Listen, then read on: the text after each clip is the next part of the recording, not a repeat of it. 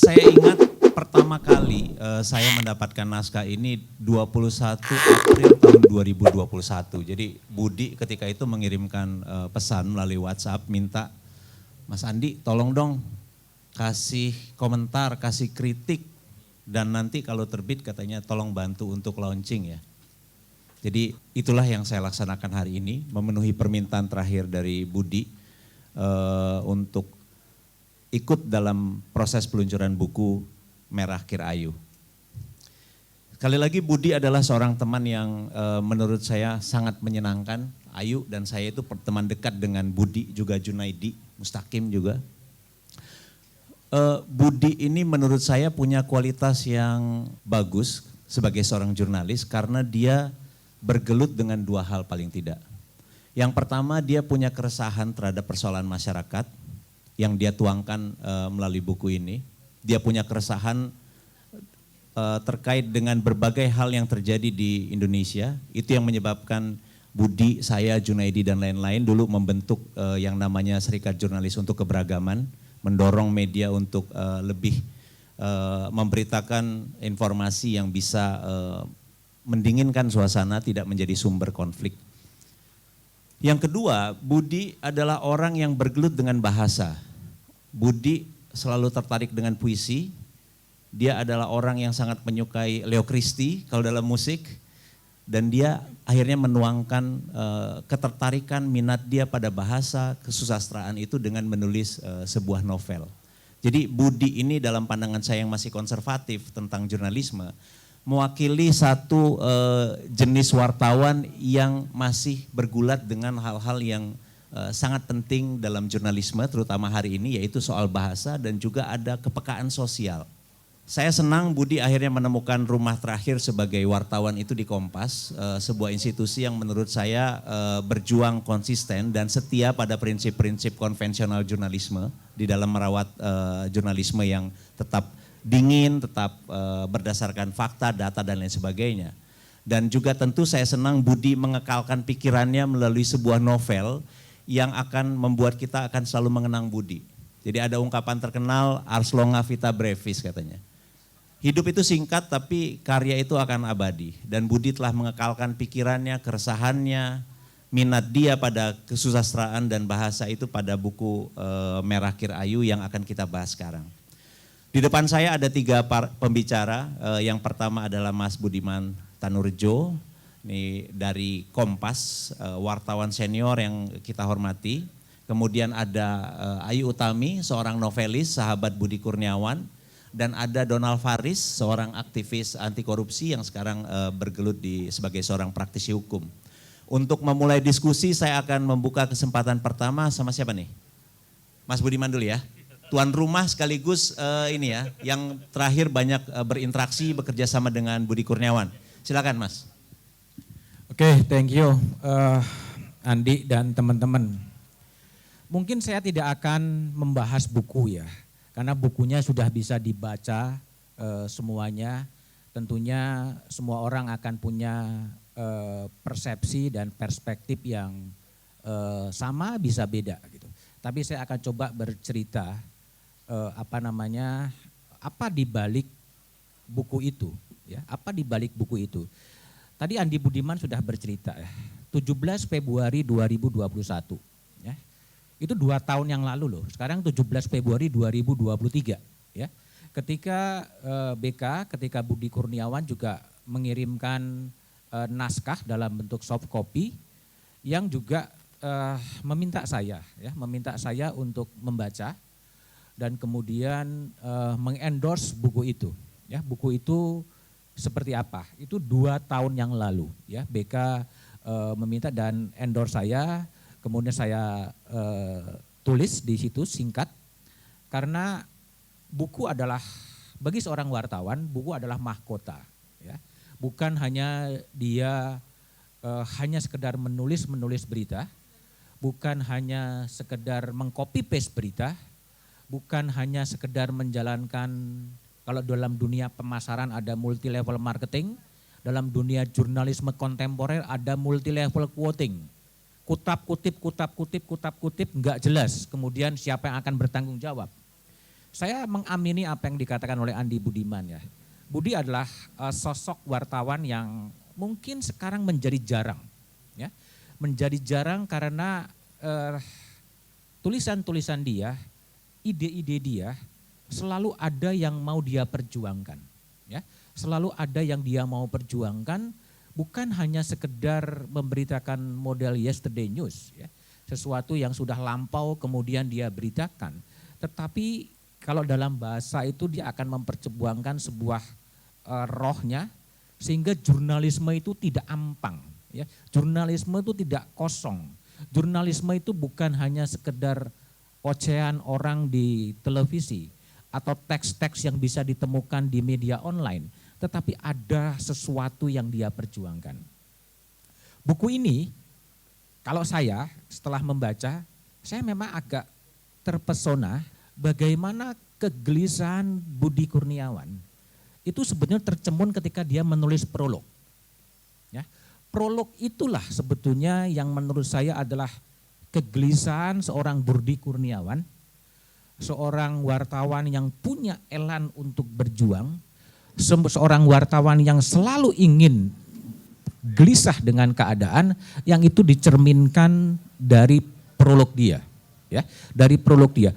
Prolog dia itu bercerita soal bagaimana dia menangkap sosok yang namanya politisi. Kelihatan sekali di situ, ya. Kalau dibaca bagaimana pilihan-pilihan diksi dari Budi Kurniawan soal sosok politisi, itu adalah kegelisahan Budi Kurniawan dan kegelisahan kita semua. Pertanyaannya kemudian adalah, apakah kegelisahan Budi Kurniawan soal politisi itu juga hanya seperti sekarang ini? Ternyata tidak. Kalau kita mencoba merujuk kepada beberapa pemikir-pemikir politik dulu, katakanlah Charles de Gaulle dari Prancis mengatakan, politisi itu juga kaget ketika orang publik mempercayai omongannya gitu. Jadi mengatakan, kok kamu percaya sama omonganku, wong aku juga nggak percaya. Itu kan sesuatu yang sebetulnya menarik dari gugatan prolognya Budi Kurniawan. Ini yang menjadi saya adalah menarik. Yang kedua adalah gini, sama dengan tadi Mustaqim cerita. Budi sebetulnya agak ragu, ya. Budi sebenarnya agak ragu ketika dia memilih buku merah Kirayu, ya. Dia lama berdiskusi dengan saya, Mas aman nggak ini buku merah Kirayu? Karena pada waktu konteks buku ini muncul kan buku merah ini kan lagi hit-hitnya kan. Kalau sekarang mungkin buku hitam. Ya, yang lagi rame juga kan, sehingga buku ini menyimpan banyak catatan. Apakah buku merah, apakah buku hitam adalah misteri gitu. Dan ketika ada kegalauan ini, mungkin ketika jurnalisme di luar agak susah, dia menembuskannya dalam bentuk novel. Dan itulah cara ya sebetulnya ketika jurnalisme itu kemudian mampat, ketika jurnalisme dilingkupi dengan berbagai regulasi dan lain sebagainya, novel adalah menjadi jalan keluar. Yang ketiga yang mau saya sampaikan adalah buku Merah Kirayu. Kalau dilihat dari judulnya sangat eye catching, tetapi kalau kita mencoba melihat dalam search engine, mungkin ini buku yang tidak menarik karena tidak masuk dalam algoritma itu sendiri. Dan Budi dari yang tadi Andi Kurniawan menyebutkan pilihan-pilihan katanya, betul-betul pilihan-pilihan kata yang dipertimbangkan sesuai dengan rasa bahasa dia, sesuai dengan apa yang mau diperjuangkan, dan itu keluar dari pakem-pakemnya search engine. Sehingga dia ingin menjadi penulis yang merdeka, yang tidak ingin kemudian didikte oleh penjajahan ideologi yang bernama adalah search engine. Saya akhiri di sini, thank you. Terima kasih Mas Bud, pengantar yang sangat baik menggambarkan Budi dan novelnya. Dan tanpa berpanjang-panjang ke Ayu Utami langsung ya yuk, silakan yuk. Sahabat dan juga penulis, silakan. Terima kasih, saya sudah diundang ke acara yang istimewa ini pagi-pagi. Dan senang sekali bertemu dengan sahabat-sahabat Budi. Saya surprise bahwa buku ini akhirnya terbit. Memang ada dua naskah yang saya tahu ya, buku Merah Kirayu dan Kain Ibu yang sebetulnya ada yang saya tahu gitu, tapi Kain Ibu belum terbit atau dulu diikutkan pada lomba dan belum menang dan belum terbit. Nah, saya ingin mengingat dulu bagaimana saya bertemu Budi dan apa arti Budi buat saya dan bayangan saya mengenai arti Budi buat kita bersama. Saya bertemu Budi itu kira-kira ketika saya masih menjadi penyiar radio bersama Ginggi Nanjar. Dan sekarang dua-duanya sudah pergi. Agak menyedihkan fakta itu. Tapi saya tidak ingin bersedih mengenai kepergian orang, dan buat saya orang yang meninggal itu tidak meninggal.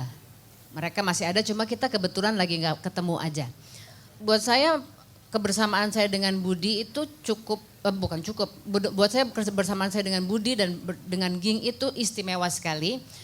Karena itu titik barangkali momen di mana kita selalu berbicara seperti yang tadi Mas Budiman Tanurejo sudah katakan dan Andi Budiman juga sudah katakan. Kita berada dalam suatu masa yang mungkin sekarang tidak seperti itu lagi, yaitu suatu masa ketika para wartawan muda, kan kita masih muda waktu itu. Ketika para wartawan muda itu masih punya atau idealisme tuh masih porsi besar dalam kegiatan jurnalisme. Bukan algoritma yang menjadi ukuran jurnalisme ketika itu ya. Karena nggak ada algoritma jadi kita nggak tahu ngukurnya gimana, maka idealisme menjadi ukuran. Nah, inilah adalah periode ketika saya, Budi dan Ging bekerja bersama-sama dalam satu program yang nggak besar. Dan di situ saya tahu bahwa Budi ini orang yang sangat, seperti tadi Andi sudah katakan ya, dia hafal puisi-puisinya Chairil Anwar dengan luar biasa.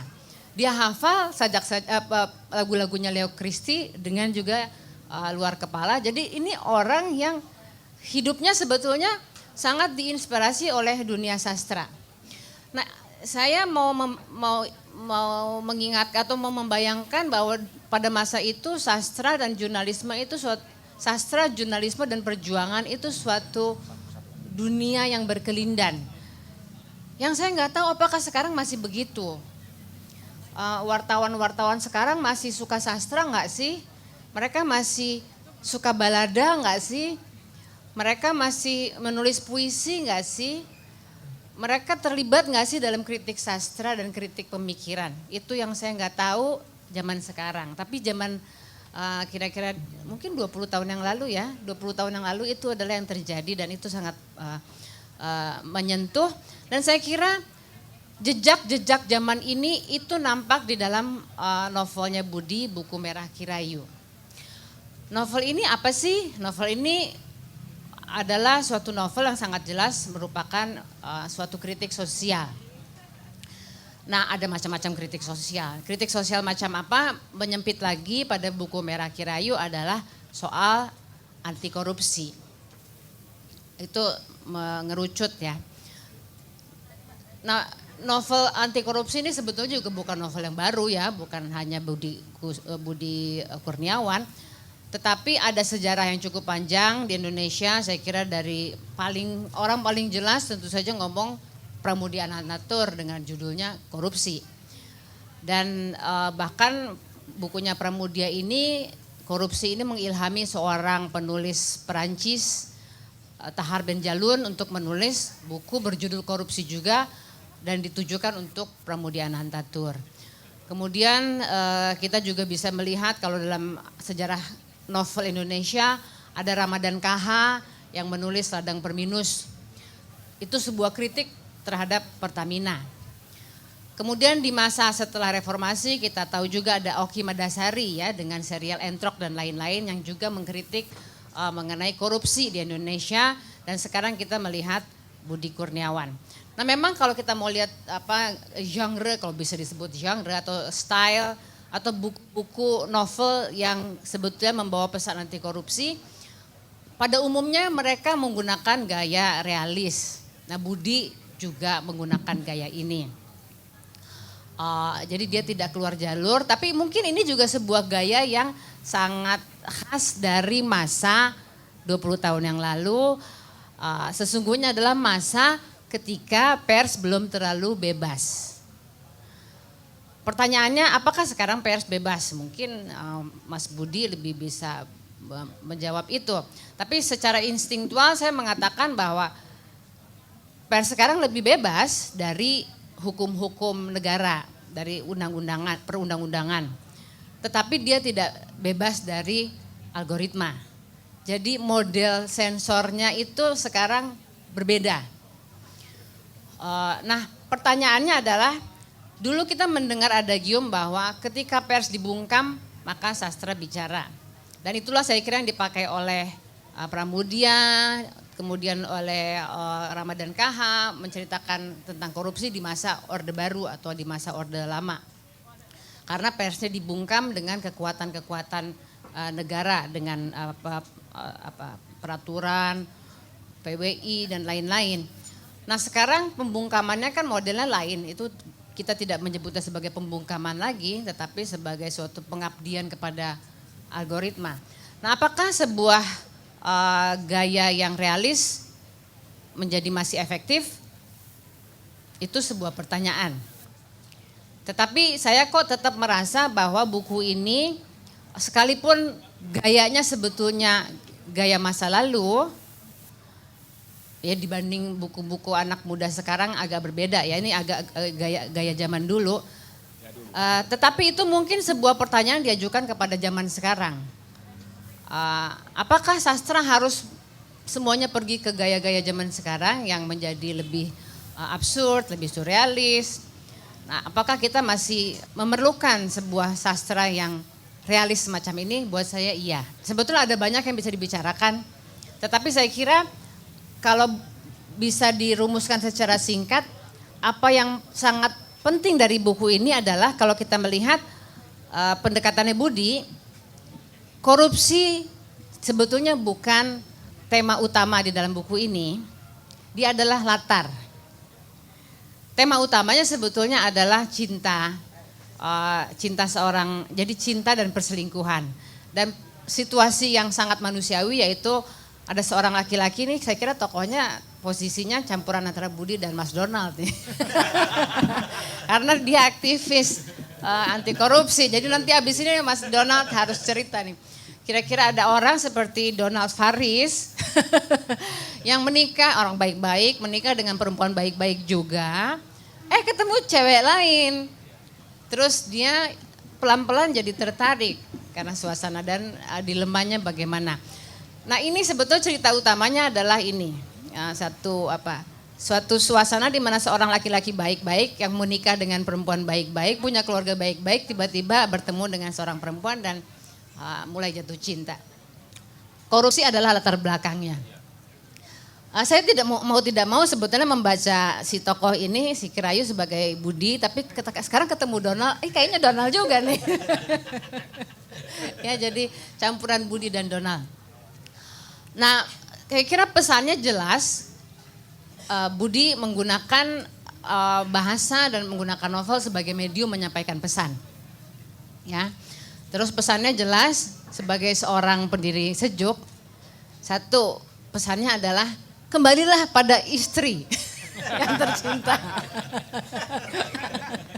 Nggak ada sedikit pun pemikiran mengenai poligami, tidak ada sama sekali. Saya kira kata poligami nggak ada di buku Merah Kirayu. Jadi ya jatuh cinta bolehlah, tapi kembalilah kepada istri. Terus kedua, pesan yang jelas juga adalah perjuangan anti korupsi tidak bisa ditawar-tawar. Saya kira itu jelas. Nah, dunia sastra mungkin akan menganggap novelnya Budi ini terlalu jelas pesannya, terlalu menggunakan novel sebagai pesan. Tetapi sekali lagi dunia sastra bukanlah satu-satunya dunia di dunia ini. Jadi Budi sah untuk menggunakan novel sebagai medium menyampaikan pesan, dan pesan itu saya kira penting. Saya di sini dulu, nanti kita bisa berbincang tentang yang lain. Terima kasih Ayu Utami. Langsung saja kepada Kirayu, salah, Mas Donald Faris. Silakan Mas Donald. Terima kasih Mas Andi, Mas Budiman, Mbak Ayu yang saya hormati. Rekan-rekan, sahabat BK yang saya cintai, keluarga beliau yang sangat saya hormati. Tadi bercerita mungkin kalau intensitas mungkin Mas Budiman, Mbak Ayu. Saya ini lebih kepada laki-laki panggilan sebenarnya kalau berhubungan dengan Mas BK. Saya ingat betul Mas Budiman, Kompas TV dulu kan di belakang ya. Terus dia geser ke Orange, geser ke menara Kompas yang sudah jadi. Saya bertemu di 3 titik itu dengan almarhum. Dan mulai kalau sekarang terakhir posisinya sebagai eksekutif ya. Dulu sebagai guest booker itu beliau tidak selesai hanya dengan mengundang narasumber. Tapi selalu mau bercerita mengawali sebuah diskusi itu. Jadi kadang-kadang beliau juga orang yang dalam tanda petik ngomporin saya. Mas Donald nanti kencang saja ya. Itu kadang-kadang itu gaya beliau untuk coba provokasi saya panas sebelum dialog. Tapi kalau kami di ICW, saya 10 tahun di ICW, saya diajarkan betul memang di organisasi tidak seperti politisi yang pakai urat leher berdialog. Kita harus menampilkan wajah lembaga. Itu sering disampaikan oleh Teten, Danang, Febri dan lain-lain yang menjadi senior-senior saya di ICW. Nah, saya menangkap Mas Budi adalah orang yang memang beyond sekedar hanya sebagai pengundang sebuah dialog. Beliau mengajak bercerita dan memancing saya bercerita, mengeluarkan informasi, apa sih sebenarnya tema-tema yang tertentu yang muncul di dialog itu paling sering.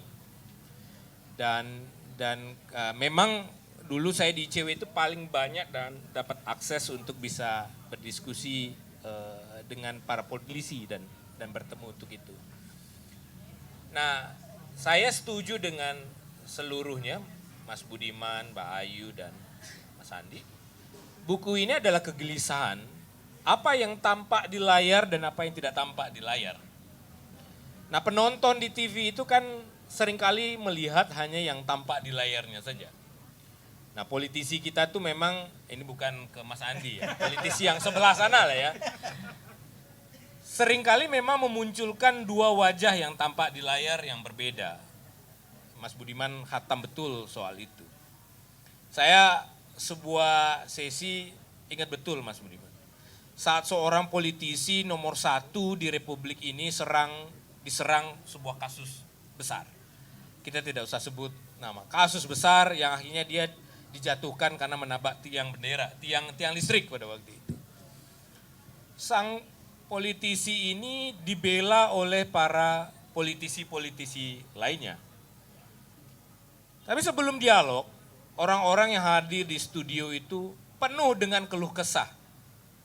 Gak mau dia sebenarnya jadi narasumber dialog untuk ngurusin cuci piring kelakuan si bosnya ini. Ada juga satu sesi masih di orang yang sama, seorang politisi lain di level sekjen menelepon saya. Mas Donald, itu statementnya bagus sekali. Tolong diulang lagi terus. Si Bapak harus diserang dengan tidak hanya undang-undang tipikor, juga undang-undang TPPU. Undang-undang pencucian uang. Kencengin dong undang-undang TPPU. Saya pikir saya ngomong bukan karena dia, tapi saya ngomong karena value lembaga saya memang riset kasus itu dan harus dituntaskan. Tapi di layar kaca, si politisi yang telepon saya tadi bilang, di layar kaca dia bilang, oh tidak benar, Bapak bersih, clean and clear, sudah ada audit BPK, seluruhnya tidak ada kasus korupsi soal itu. Tapi di belakang layar dia telepon saya, kencengin terus Mas. Ujung-ujungnya saya baru tahu Mas Budiman, dia ngincar ke kursi ketua umum yang kalau dia jatuh dia akan naik di situ. Tapi akhirnya dia tidak terpilih. Saya dan Mas BK termasuk orang yang menangkap fenomena itu. Kita melihat apa yang tampak di belakang layar dan apa yang di belakang layar. Dan sebagai kawan, beyond hanya sebagai guest booker, eksekutif dialog, kami sering kadang-kadang menghabiskan waktu setengah jam, 1 jam sebelum atau sesudah dialog untuk mendiskusikan itu. Bercerita apa yang di balik layar dan apa yang tampak di depan layar. Dan menurut saya luar biasa almarhum ini adalah orang yang selalu mencari itu. Tidak hanya dialog selesai, kemudian program tuntas, tidak ada pesan publik yang mau dibawa untuk itu. Jadi saya melihat itu. Jadi mungkin jangan-jangan Mbak Ayu memaknai saya seperti orang yang memang suka men-sharing dan berbagi informasi dengan beliau soal itu. Bisa jadi. Tapi saya yakin bukan saya saja. Yang membocorkan juga banyak sebenarnya. Cerita-cerita di balik layar bagaimana politik kita itu dasamuka. Saya tertarik dengan Mas Budiman memancing cerita tadi. Buku merah, sekarang buku hitam. Buku merah punya cerita di balik warna para politisi kita. Warnanya banyak. Tapi kalau buku hitam yang lagi rame sekarang, warnanya cuma satu, seragam. Dan saya nggak tahu itu akan dibuka atau tidak. Tapi ya menurut saya itu menjadi dialog yang Mas Budiman yang paling intens beberapa minggu dan beberapa bulan belakangan ini. Nah, jadi saya melihat karena Mas Budi punya keterbatasan, harus kita akui. Apa keterbatasannya? Beliau tahu cerita tapi tidak bisa dan tidak pegang mikrofon untuk menyampaikan itu. Kan gak mungkin juga Mas Budiman tiba-tiba ngasih di satu meja satu slot kursi untuk Budi Kurniawan untuk mendiskusikan apa perspektif dia soal topik ya. Jadi itu namanya peran ganda jadinya kan. Dia eksekutif produsernya, dia juga jadi narasumbernya. Nah, saya menangkap beliau punya cerita, beliau punya pandangan dari kami, dari publik, dari aktivis NGO, dari para politisi lain yang dongkol. Kalau ceritanya ini kan sebuah pembahasan RUU, itu terjadi juga. Saya menyaksikan di Gedung Orange, saat sebuah RUU lagi dibahas, sang politisi ngedumel. Karena dia di seluruh ketua komisinya pulang ke Indonesia saat dia sedang di Jepang. Dia adalah seorang politisi yang urat malunya sudah putus. Karena menceritakan undang-undang ini untuk kebaikan penegak hukum kita, supaya dia lebih transparan, berintegritas. Tapi kalau dia bercerita, sorry ya, anjrit, gue lagi enak-enak di Jepang, disuruh pulang. Gimana lagi, kita kan ini anak baru di komisi ini. Sementara yang nyuruh pulang adalah ketua fraksi dan ketua komisi dia. Hanya memang dia dipasang mukanya, dan dipasang wajahnya untuk menjadi frontliner menyetujui undang-undang ini. Nah, Mas Budi adalah orang yang memahami itu. Di balik layar dan di depan layar yang berbeda dan kontras antara satu dengan yang lainnya.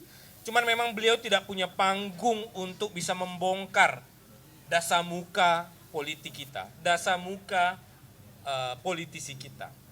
Nah, menurut saya melalui buku ini dia sedang melepaskan kegelisahannya, melepaskan unek-uneknya, dasamuka politik kita, dan membagi wajah-wajah sesungguhnya itu kepada masyarakat luas. Saya berhenti di sini, Mas Andi Budiman. Terima kasih Mas Donald Faris. Berikutnya saya mau kasih kesempatan kepada hadirin di sini untuk bertanya, memberikan tanggapan. Kalau sudah baca juga bisa menyampaikan entah itu apresiasi atau kritik sastra dan lain sebagainya. Ada nggak? Jainal Bakti mana? Nah ini Jainal Bakti dulu deh. Nal. Ya, terima kasih. Sebenarnya ini momen-momen yang memang saya tunggu sebagai kawan Budi ya. Karena cukup lama bukan cukup lama sih, selama bekerja dengan Budi hampir 5 tahun bersama dengan Budi. Dan buku ini terbit juga merupakan salah satu cita-cita Budi yang benar-benar dia usahakan sedemikian rupa. Saya tidak mau bicara tentang proses kreatifnya, tapi saya tahu bagaimana ketika untuk menerbitkan buku ini, kegelisahan dan juga impian-impian usaha-usaha yang sedemikian keras dia benar-benar dilaksanakan. Ketika pertama kali Budi menyampaikan ke saya, kayaknya memang tidak terlalu jauh dengan orang-orang yang memang mau menerbitkan buku pertama kali. Jadi bagaimana dia harus jatuh bangun, bagaimana dia harus mendekati ke sana ke semua pihak agar buku dia bisa diterbitkan. Budi pernah bilang pernah beberapa waktu kemudian Budi pernah datang ke saya mulai dari pertama kali dia menulis, kemudian dia menyampaikan ke saya draftnya, suruh baca. Kemudian terakhir ketika dia sudah sampai pada tahap negosiasi dengan penerbit. Kemudian ada lagi upaya-upaya yang harus dia lakukan. Banyak sekali yang menurut saya itu benar-benar kalau tidak serius dan sepenuh hati dilaksanakan itu mungkin tidak akan terjadi seperti ini. Itu Budi yang saya kenal memang sebagaimana yang diungkapkan oleh Mas BDE, Ayu Tami dan juga Andi Budiman dan Mas ini bahwa kegelisahan itulah yang sekarang yang memang selalu diungkapkan dalam setiap pembicaraan dengan kita. Kehadiran Budi di tempat kami juga memang sangat mewarnai ya, dalam arti banyak sekali dia berdiskusi untuk semua hal. Jadi tidak hanya tentang sastra, tentang politik, tapi semua hal dia diskusikan, bahkan soal aktivitas dia di perlindungan anak atau apa itu semua dia diskusikan, dan dia memang sangat perhatiannya memang sangat banyak sekali perhatian yang diberikan sama dia, dan yang membuat saya terkagum-kagum adalah dengan perhatian yang begitu besar, begitu banyak, begitu tersebar, Budi tetap bisa melaksanakan mimpinya, mengejar terus mimpinya untuk menerbitkan buku ini. Jadi mungkin saya kurang pas, tapi saya menyatakan pada hadirin dan juga pada teman-teman saat ini bahwa ucapan terima kasih dari Budi mungkin terlalu kecil. Jadi benar-benar dia merasa, entah kalau saat ini mungkin dia merasa bahagia sekali dengan apa yang terjadi saat ini. Terima kasih. Terima kasih Bang Zainal Bakti. Ini ada teman Budi lainnya juga yang harus kasih komentar ini. Sama-sama pendiri Sejuk, Mas Junaidi. Terima kasih Mas Andi. Sebagai salah satu pendiri Sejuk, Budi, saya, Mas Andi, dari awal saya tahu banget kecintaan Budi ya. Sebelum itu kita sama-sama ke Pakistan dengan Budi ya, ke Pakistan. Bagaimana polisi Pakistan itu terperangah mendengar Budi ketawa begitu di mobil yang pakai dijaga ketat begitu ya. Kemudian ketika misalnya yang momen sangat ini, saya tahu Budi tadi kata Mbak Ayu Budi hafal dengan puisi-puisi Hairil Anwar. Itu waktu ada satu workshop di Makassar, kita sewa perahu di Pantai Losar, itu di tengah laut dia membaca puisinya Betapati Rajawani. Betapati, sementara setelah itu maghrib, saya dimanya azan maghrib, Budinya baca puisi itu direkam, saya kira masih ada rekamannya itu yang Budi begitu. Itu kecintaan itu yang membekas ya. Selain dia tentu saja bagaimana di kantor Sejuk itu dia nyanyi lagunya Leo Christie begitu ya. Dan seterusnya. Kebetulan saya agak suka dengan Leo Christie karena memang sesama dari Surabaya. Nah, kecintaan Budi tadi itu soal anti korupsi. Bagaimana dia cerita-cerita ya di luar itu yang memang tidak bisa dituliskan. Dia cerita bagaimana setelah acara satu meja itu dia ngomong-ngomong dengan teman-teman politisi, dengan teman aktivis, itu ada cerita tuh. Ini politisi ini begini, tapi nggak bisa ditulis memang, ya gitu. Nah itu yang saya kira saya sering dapat masukan dari Budi ya.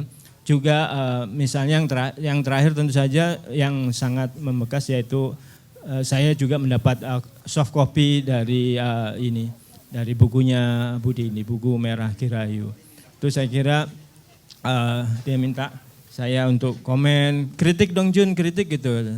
Sampai belum sempat, sampai dia akhirnya meninggalkan kita semua.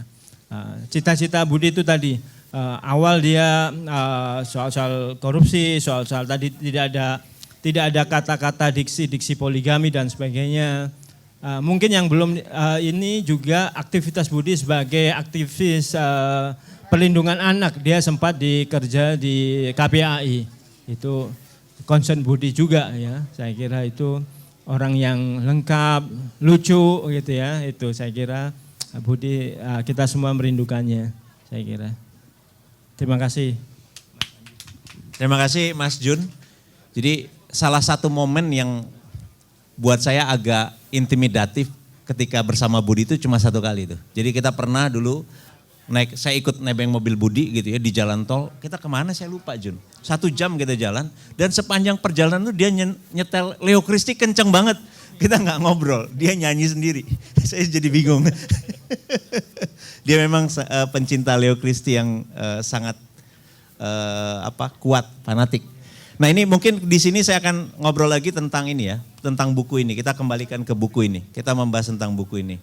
Buku ini tadi disebutkan oleh Mas Budiman juga bahwa ini adalah bagian dari keresahan seorang Budi Kurniawan terhadap persoalan sosial, dan Budi ini mengambil jalan yang mungkin bisa disebut nih jalan yang sunyi ya, pada saat Ayu juga bilang bahwa pada saat orang banyak tergoda pada algoritma, kok Budi nulis novel gitu loh. Ini ngapain wartawan nulis novel, ada novel romance gitu ya, romansa tapi latar belakangnya persoalan sosial gitu ya.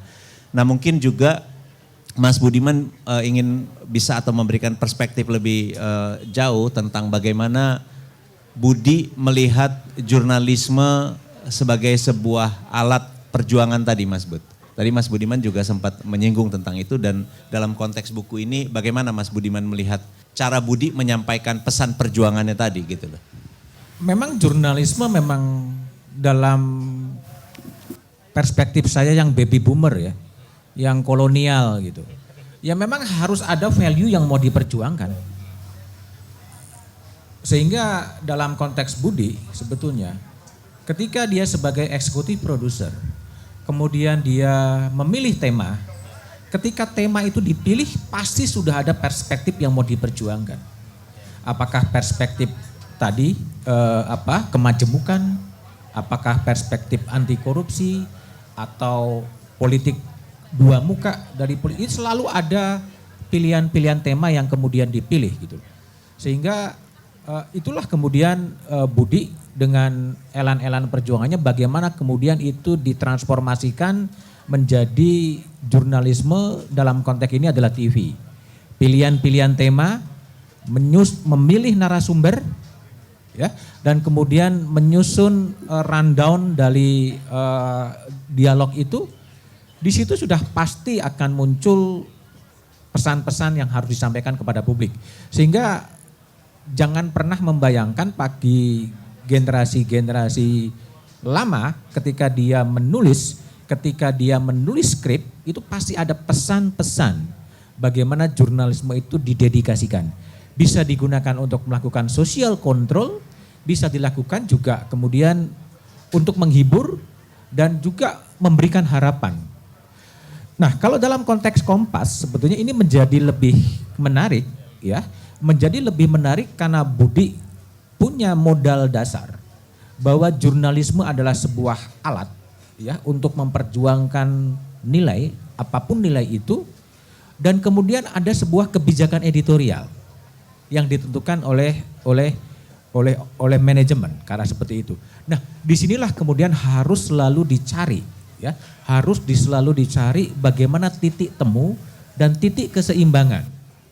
Kalau dalam konteks Kompas yang tentunya Kompas is Yakobianisme adalah prinsip-prinsip jurnalisme ngono ya ngono ning ojo ngono.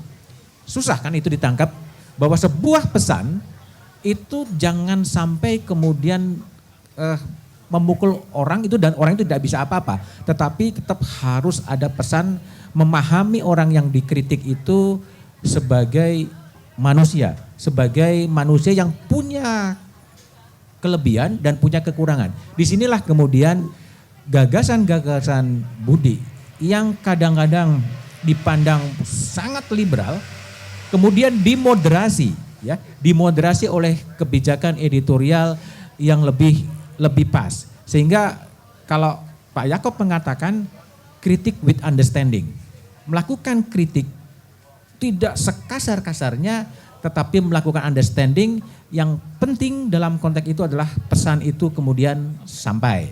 Nah, pertanyaannya kemudian, apakah buku ini yang ditulis Budi ini tadi yang Donald katakan tidak bisa muncul di layar? Kalau Budi sebagai itu bisa menggunakan berbagai platform untuk menyampaikan gagasan-gagasannya, tetapi ketika harus muncul di layar kan banyak mekanisme editorial.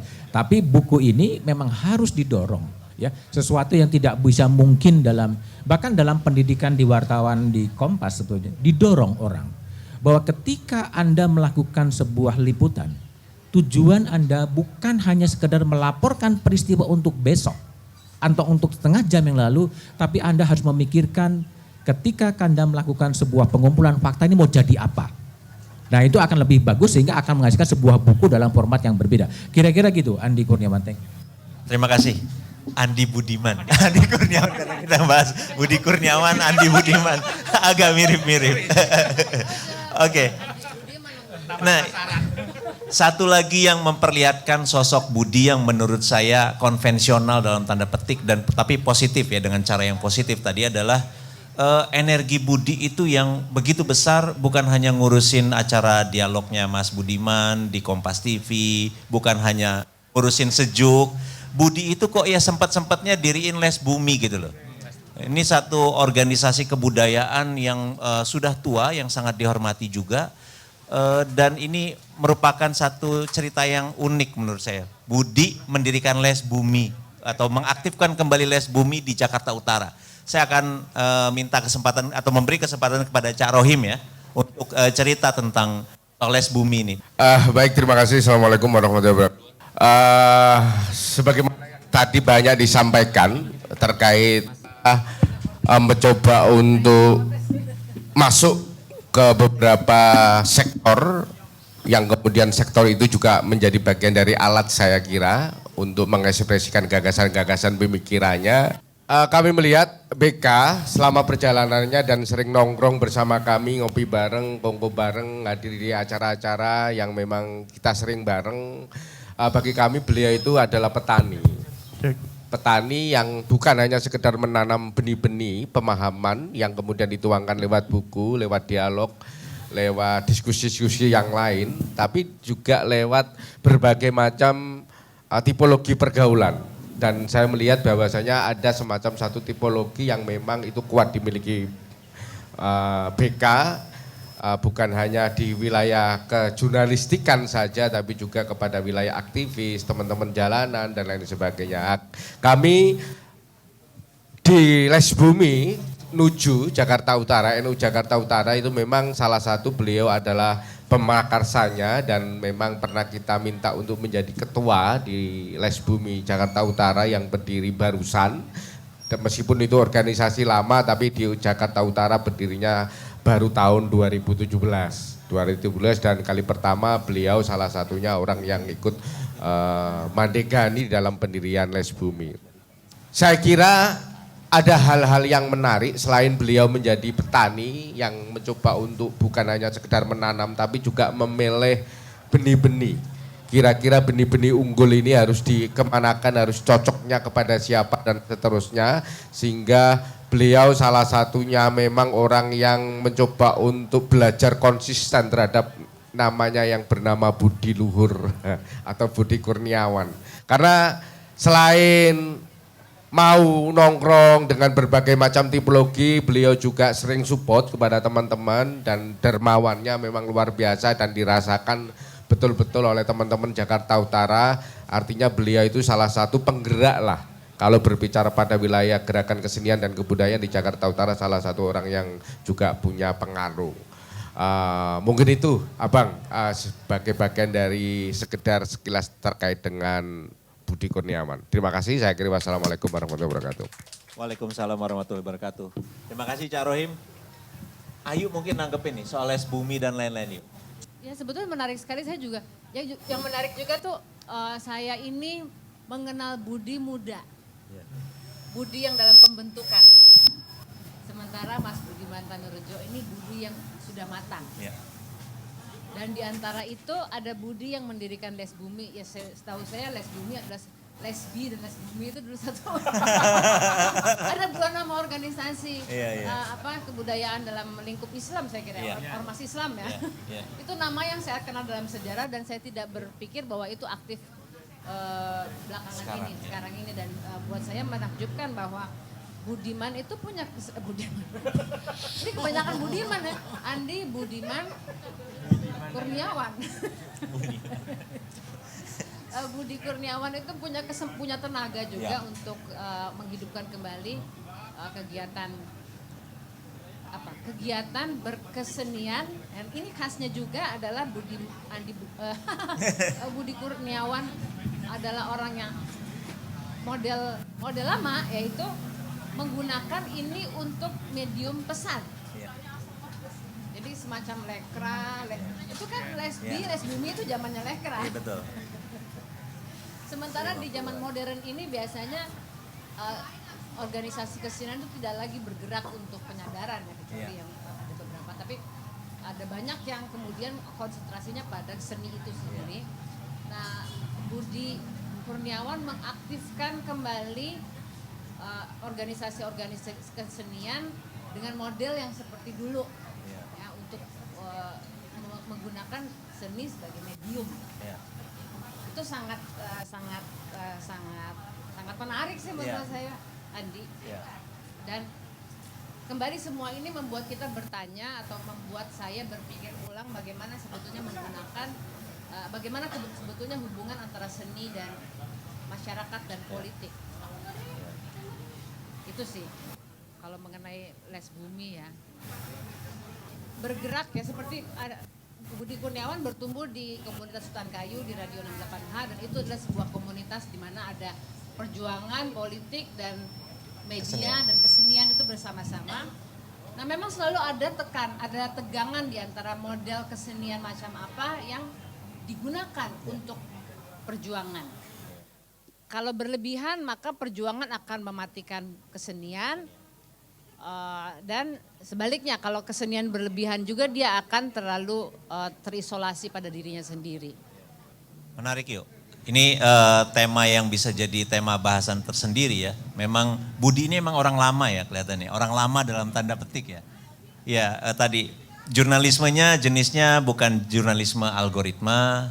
Pada saat yang lain asik dengan media sosial, Budi kok nulis novel gitu loh. Pada saat orang berkesenian itu organisasinya virtual atau bahkan sesuatu yang baru, Budi menghidupkan sesuatu yang lama, yaitu les bumi. Jadi ini Budi ini memang manusia kuno yang hidup di zaman sekarang gitu loh. Tapi pentingnya justru kita mungkin bertanya kepada diri kita sendiri, apakah kita tidak terlalu jauh, apakah kita sudah meninggalkan yang kuno yang asik ini. Ya, betul. Betul, itu pertanyaan lainnya. Jadi membaca novel ini atau melihat sosok Budi ini seperti melihat jeda ya. Mas Bud nanti mungkin bisa ngomongin pada saat jurnalisme sekarang ini kita dibanjiri begitu banyak informasi cepat, begitu berlimpah gitu ya. Membaca novel ini kan ini cara untuk keluar dari informasi yang berlimpah itu, mengambil nafas sejenak, berpikir sejenak, melihat persoalan sosial, ada romansa di situ. Jadi ini sesuatu yang sebetulnya menyegarkan juga, terutama bagi para wartawan. Karena itu saya sangat menyarankan para wartawan untuk mengambil jeda tadi, menulis, menikmati kesusastraan, menulis dengan cara yang lebih dalam dan berbeda, dan itu yang selama ini juga coba diupayakan terus oleh Kompas, tahu saya. Silakan Mas Bud. Ada satu hal yang menarik sebetulnya. Ketika Kompas berusia 50 tahun ya, mungkin 7 tahun yang lalu gitu. Kita mencoba untuk menggali mimpinya anak-anak mimpi gitu. Kira-kira temanya adalah apa sih sebetulnya problem kebangsaan yang dirasakan oleh kalangan anak muda itu dan bagaimana menyelesaikannya. Ya. Dan jawaban yang menarik adalah mereka menganggap apa yang ditulis oleh Budi sebagai latar belakang adalah korupsi. Tetapi mereka mengatakannya adalah bagaimana combating corruption itu dengan sastra. Itu adalah pikiran anak-anak milenial ketika kita membuat semacam writing competition, dan kemudian mereka mengatakan adalah bagaimana menggunakan sastra untuk melawan sesuatu yang sebetulnya menarik. Ketika kemudian langkah-langkah yang sangat konvensional dengan menggunakan pendekatan hukum, pendekatan lain sebagainya, tapi mereka menggunakan sastra, menggunakan novel untuk melawan korupsi. Jangan-jangan ini juga satu model baru sebetulnya, ya, model baru untuk memberikan penyadaran kepada society ini tidak lagi dengan pendekatan-pendekatan yang seperti itu. Sehingga munculnya novel-novel baru, seperti novel yang terakhir adalah Menunda Kekalahan, yang ditulis oleh Todung Mulya Lubis. Ketika dia mengadvokasi isu-isu soal hukuman mati, ini akan menjadi genre-genre baru.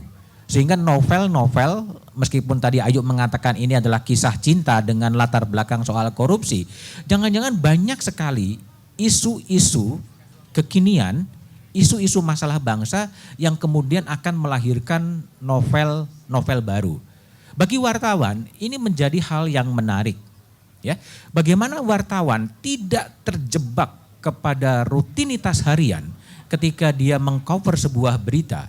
Dia harus bisa menarik jarak, ya, menarik jarak dan kemudian dia merefleksikan dan kemudian itu menjadi sebuah sejarah. Pandemi yang baru berlalu, ini kan sesuatu yang menarik. Dulu ketika pandemi yang pertama meluncurkan banyak novel-novel yang sangat menarik. Pandemi yang baru saja selesai, antara selesai dan tidak selesai melahirkan apa sebetulnya? Memang melahirkan budaya baru, tapi jangan-jangan ini memunculkan novel-novel baru yang berlatar belakang kepada pandemi. Sehingga pada satu saat ketika kemudian zaman telah berubah, orang juga bisa melacak sejarah ketika pandemi itu kemudian terjadi, ada apa yang terjadi dan kita ngapain saja pada waktu itu. Ini Budi juga punya gagasan-gagasan seperti itu. Dia ingin sebetulnya punya sebuah gagasan. Ketika pandemi dia mau melakukan apa dan itu tentunya akan dibaca oleh anak cucunya nanti. Ayah ngapain ketika pandemi itu terjadi? Nah, ini adalah sebuah hal ya, dia ingin melangkah lebih jauh sehingga tadi kalau Ayu mengatakan dia aktif di Les Bumi karena memang dia ingin mengkontribusikan pikiran-pikiran yang ada untuk menggerakkan atau memberdayakan apa yang menurut dia bisa diberdayakan. Nah, hal-hal yang demikian sehingga jeda bagi wartawan bukan hanya day to day dia melakukan reportase, tapi dia bagaimana kemudian berkontribusi lebih jauh, bukan hanya jurnalisme tapi bagi peradaban itu sendiri. Apakah itu sastra, apakah itu puisi, apakah itu buku, dan itu menjadi sesuatu yang menarik. Bareng di sini, di belakang itu sedang ada pameran kartun. Ini juga sesuatu yang menarik. Seorang kartunis, dia mencoba merekam peristiwa weekly, mingguan demi mingguan, tapi wujudnya adalah karikatur. Dan itu adalah landscape perjalanan. Ya, perjalanan seorang Timun, seorang Rahmat Riyadi merekam perjalanan bangsa. Sehingga amat sayang dunia yang begitu hiruk pikuk itu hanya dibiarkan lewat saja, ya, lewat begitu saja, direkam dengan TikTok yang sangat pendek, tetapi tidak cukup banyak memberikan lesson learn, pelajaran bagi bangsa ini. Kira-kira refleksi saya itu, Andi. Thank you. Terima kasih Mas Bud. Jadi memang banyak orang bilang atau memang wartawan itu kan sebetulnya adalah seorang sejarawan kontemporer ya. Dia mencatat, merekam sebuah peristiwa dalam satu kurun waktu sejarah yang kelak akan dibaca kembali oleh orang untuk diingat sebagai sebuah persoalan pada masa tertentu. Dan Budi itu mengekalkannya dengan cara yang lebih estetik ya, lewat novel ya, Yu ya. Dengan cara peristiwa persoalan sosial gitu ya, dia rekam, dikasih kisah romansa. Yang menurut Ayu itu sebetulnya romansa itu adalah menu utamanya sebetulnya. Latarnya itu yang jadi persoalan sosial itu adalah latar ceritanya Yu ya. Jadi ini Budi ini sedang merekam sebuah persoalan zaman kita, persoalan korupsi dan lain sebagainya, dan dia bumbui dengan cerita dan mungkin karakter-karakternya orang yang dia kenal atau bahkan jangan-jangan diri dia sendiri. Coba Yu. Satu gini, saya ini dilema antara mau jujur sama nggak jujur. Tapi saya mau jujur deh. Oke. Saya ini dulu wartawan, kemudian menjadi sastrawan katakanlah begitu. Jadi mungkin cara saya melihat sastra itu tidak seoptimistis Mas Budiman Tanurejo. Ya. Jadi saya mau jujur di sini. Saya justru bertanya-tanya apakah memang sastra itu suatu medium yang efektif untuk perjuangan anti korupsi. Jangan-jangan enggak, kalau pendapat saya mungkin dia tidak akan secara atau saya yakin bahwa dia zaman sekarang tidak akan secara langsung berguna atau efektif untuk perjuangan medium anti korupsi. Kalau seorang Mulya Lubis menulis novel itu jangan-jangan bukan genre baru, karena misalnya novel anti korupsi itu udah ada dari zaman dulu, enggak ada yang baru. Jadi mungkin kita harus menerima bahwa kita ini secara individu, secara personal ingin mengungkapkan suatu unek-unek. Jadi mungkin Mulia Lubis juga ingin mengungkapkan unek-uneknya secara lebih lebih rasanya lebih estetik atau lebih personal, lebih bisa mengungkapkan soal romance, selingkuh dan cinta yang tidak bisa dia ungkapkan dalam di televisi atau dalam produksinya atau dalam perjuangan hukum anti korupsinya yang langsung itu. Jadi terus juga misalnya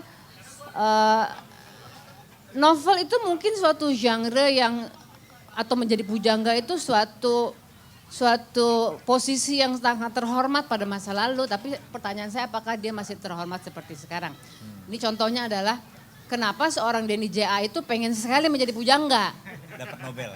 Jadi saya kadang-kadang bertanya kenapa Denny J.A. kok pengen sekali menjadi pujangga yang paling berpengaruh di Indonesia ini ya. Itu pertanyaan. Jadi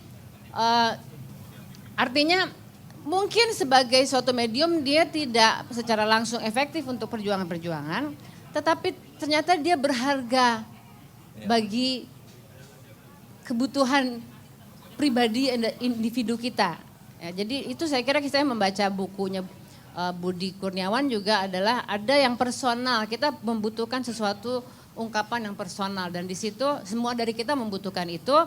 Mulia Lubis membutuhkan itu dan Budi Kurniawan membutuhkan itu. Saya sudah membuktikan lama gitu. Maksudnya saya dapat privilege untuk mengungkapkan hal-hal yang personal dalam karya sastra dan saya bisa membandingkannya dengan bagaimana saya dulu menjadi wartawan. Nah, tapi di sini saya mau mengatakan bahwa mungkin ini bukan medium yang paling efektif. Toh, dia medium yang berguna untuk kebersamaan kita. Dari kita mungkin membaca novel bukan dengan program perjuangan itu sendiri, tapi membaca novel akan membuat kita tersentuh kepada pengalaman pribadi yang bekerja di dalam novel itu. Nah, saya kira ketika saya baca novelnya Budi Kurniawan, itu saya seperti bertemu Budinya itu muncul dalam sosok Kirayu ketika dia berselingkuh dan menulis, maaf ya, ketika dia berselingkuh dan menulis puisi, ya itu Budi banget. Saya nggak tahu berselingkuhnya. Nah, menariknya perselingkuhan di sini adalah detailnya nggak ada seksnya. Mereka pergi ke Bali, terus di Bali ngapain tuh nggak ketahuan. Saya bertanya-tanya apakah ini disensor oleh, karena ini kan terbit poshumus ya. Dia terbit setelah Budinya nggak ada. Ini pertanyaan saya nih, saya nggak tahu apakah ini disensor atau aslinya ada, saya nggak tahu. Tapi mungkin tidak penting lagi. Yang penting adalah kita bisa melihat bahwa si tokoh Kirayu ini sempat jatuh cinta, mungkin tidak jatuh cinta tapi tertarik pada perempuan lain. Dan itu sangat manusiawi saya kira. Toh dia akhirnya kembali kepada istrinya. Ya sebagai seorang penulis novel saya bisa mengatakan bahwa kembalinya terlalu gampang. kurang dramatis. Kurang apa dilemanya kurang hebat gitu. Tapi kita lihatlah. Terus saya melihat Donald Faris di dalam tokoh Kirayu juga dalam perjuangannya sebagai seorang aktivis anti korupsi. Sayang orangnya udah pergi. Tadi waktu Donald pergi saya bilang, wah masa Kirayu pergi? Dia nggak protes sama sekali. Dia cuma bilang, saya ada janji di tempat lain. Jadi dia sudah menyatakan dirinya setuju bahwa dia adalah Kirayu juga. Nah di sini yang menyenangkan membaca novel adalah kita bertemu dengan person-person yang real, yang konkret, yang punya perjuangan personalnya masing-masing. Kita tidak lagi hanya, dan melalui person-person itu kita bisa melihat juga peristiwa-peristiwa yang ada di media massa, yang selama ini buat saya seorang pembaca media yang awam, itu berseliweran dan kadang-kadang satu peristiwa sudah terlupakan oleh peristiwa lain. Nah di dalam buku ini peristiwa-peristiwa itu dirangkum di dalam sebuah cinta segitiga.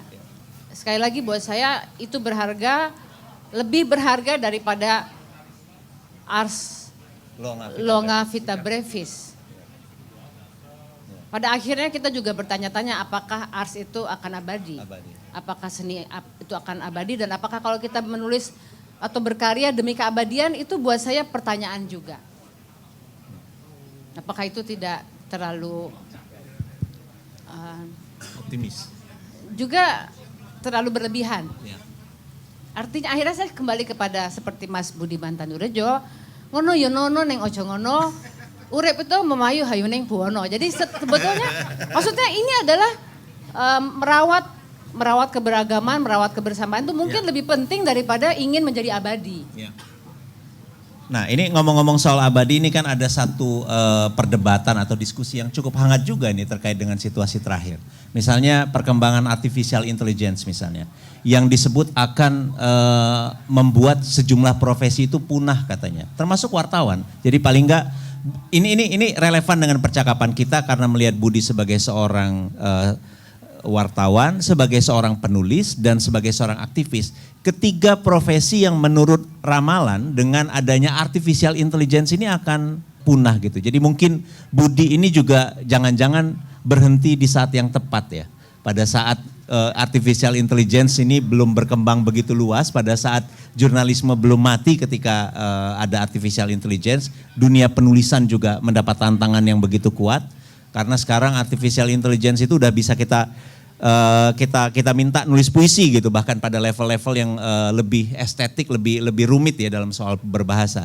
Nah ini mungkin sebagai bagian dari penutup diskusi kita tentang sosok Budi yang wartawan, sebagai seorang aktivis, sebagai seorang seniman. Saya ingin minta dua pembicara ini untuk memberikan komentar terakhir terkait dengan buku Merah Kirayu.